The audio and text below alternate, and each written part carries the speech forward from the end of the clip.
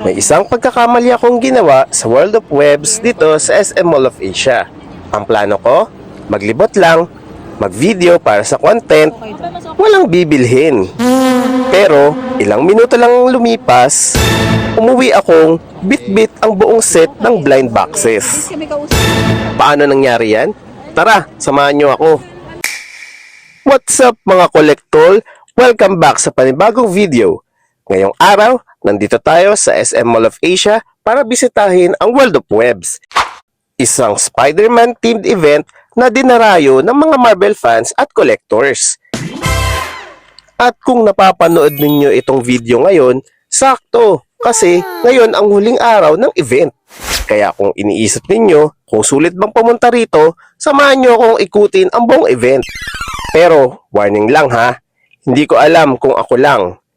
Pero kapag sinabihan mo ang isang kolektor ng tingin lang tayo, alam na natin kung saan kadalasang nauuwi ang kwento.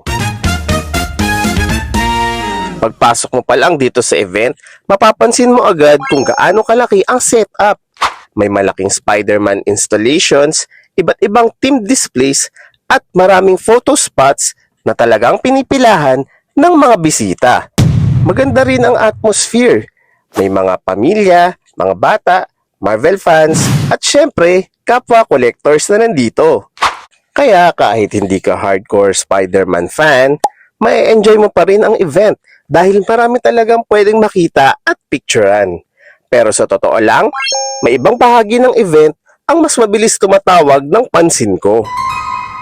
At ito na nga, ang merchandise section. Para sa ordinaryong bisita, store lang ito. Pero para sa kolektor, ito ang danger zone.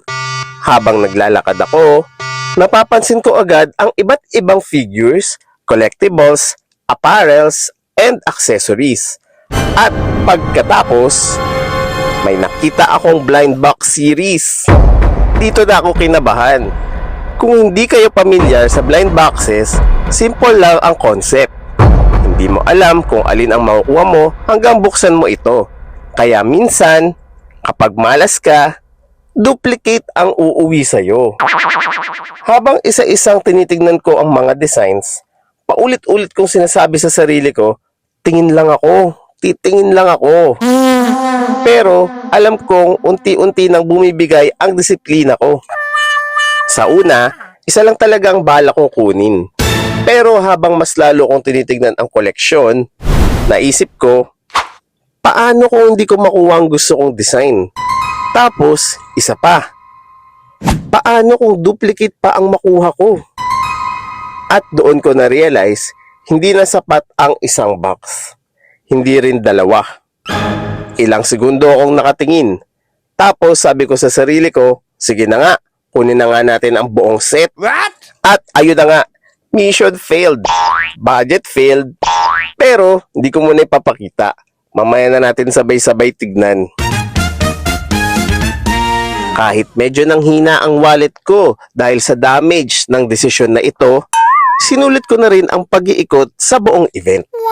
At masasabi kong hindi lang collectibles ang dahilan kung bakit sulit pumunta rito.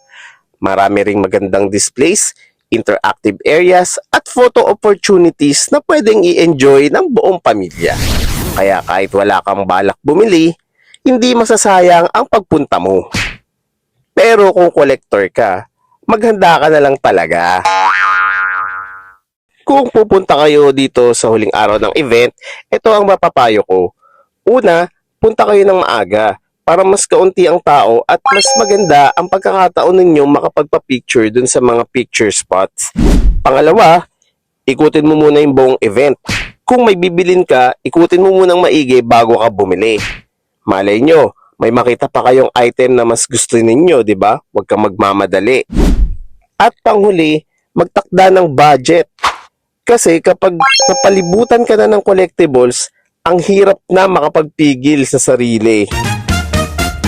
At ito na nga ang dahilan kung bakit hindi ako nakauwing walang bit-bit. What? Kung tatanungin ninyo ako, worth it ba? Para sa akin, oo.